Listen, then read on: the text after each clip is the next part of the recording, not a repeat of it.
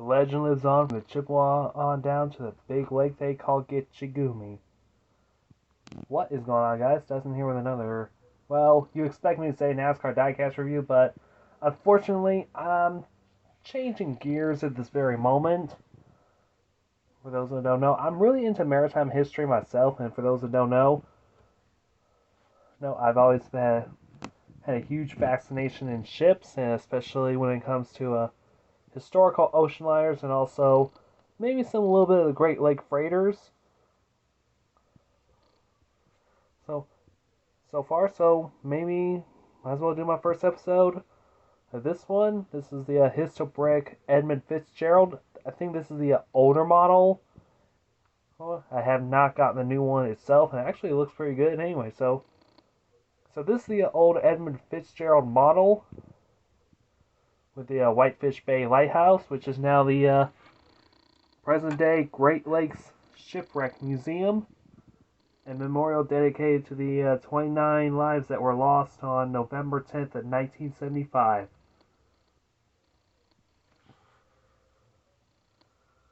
And this is all Histobrick. Now, if you're wondering what Histobrick is, it's basically a Lego.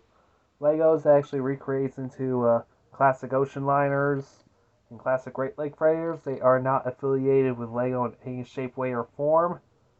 This is basically a company that uses Lego bricks that are refurbished via third-party companies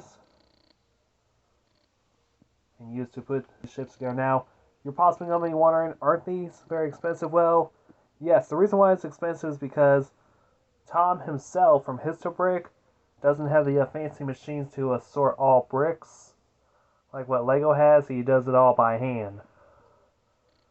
So Tom, if you're actually watching this, props to you, man. You've actually done a great job.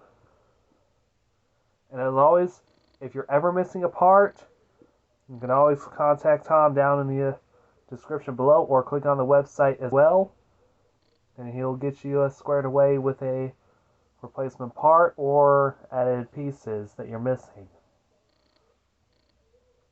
So without further ado, this is the SS Edmund Fitzgerald. Right here, the older version. Now, let's put this off to the side real quick. This is the Edmund Fitzgerald model right here, as you can see. Not a bad mini build for the front, even though the bow is actually really... There we go. Just want to turn on the backlight real quick. So this is what the bridge looked like in Lego form. And of course, he does UV printed parts, as you can see. The Edmund Fitzgerald on here as well. This is UV printed, no stickers. And here's all the cargo hatches lined up from bow to stern.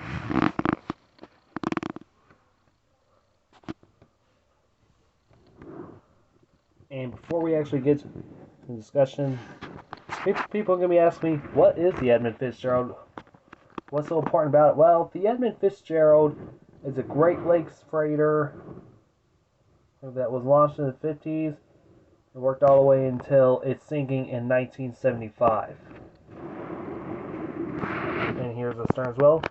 Now, remember for these kind of videos, I won't be talking about the history of it, but I will link a video down in the description below or on the title card that will take you to it. It's basically a video from my good friend, Mr. Historic Travels himself, that actually will talk about the sinking of the SS Edmund Fitzgerald. And here's the back part as well, which is basically, I would say, the engine area and crew accommodations. I was thinking to myself that the crew accommodations are either back here or up at the bow, because I usually think it's up here at the bow. Again, I've never looked at the blueprints of what the Edmund Fitzgerald actually looks like. So there's a funnel as well. Nice company logo. Sea star. No pun intended. Antennas and everything. And for those who don't know, you have to build this ship in halves. I could imagine the new one is the same way like that. Now, the reason why this is built in halves, guess what? You take this part off, which is basically supposed to resemble the railings in the side of the hull. And then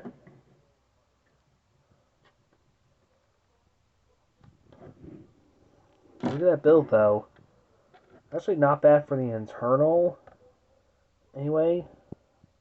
And the underside is just really well done. It's actually bright red underneath. Don't know if it's really bright red or not underneath. I can imagine it was, so.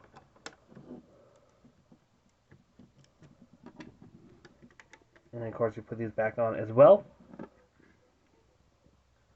Here's the other side of the ship. Now, in reality, this ship is really long. It's about 729 feet. However, an Olympic class liner is actually 882.5 feet long. And for scale, I couldn't really fit it all on camera at first, so I actually had to zoom back on this one. I'll be bringing back down a Olympic class liner, so I'll be right back real quick.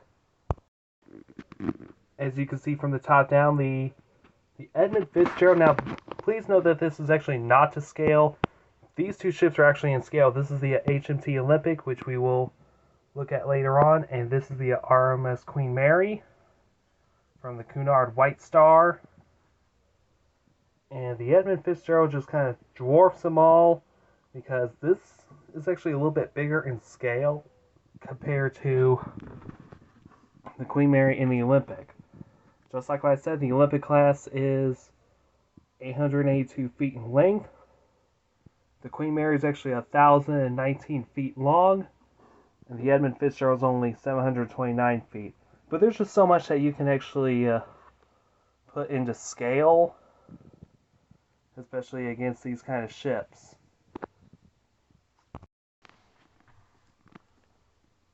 Alright, now I'm back now. I usually don't want to talk about the history because it takes up long. Once again, just like what I said, I linked a video with a title card, which actually does talk about the history and the sinking of the SS Edmund Fitzgerald. The sinking, preferably, is a historic travels video. It's you can click on that eye on the top corner of your screen. Feel free and check that out. You won't regret it.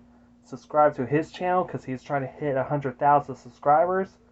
Then turn around and subscribe to mine because you may be able to see more of this real soon. I really hadn't decided it yet, but think about it, I want to make some history videos of my own, which is actually going to be a lot of fun anyway. So if you like this review, leave a like, comment on here, subscribe for more. Usually my flagship is NASCAR diecast reviews, either in 124 scale or 164 scale. I will be doing more of these ship reviews real soon. That's the SS Nomadic right there. And so, anyway, my name's Dustin, and I will see you guys in another video.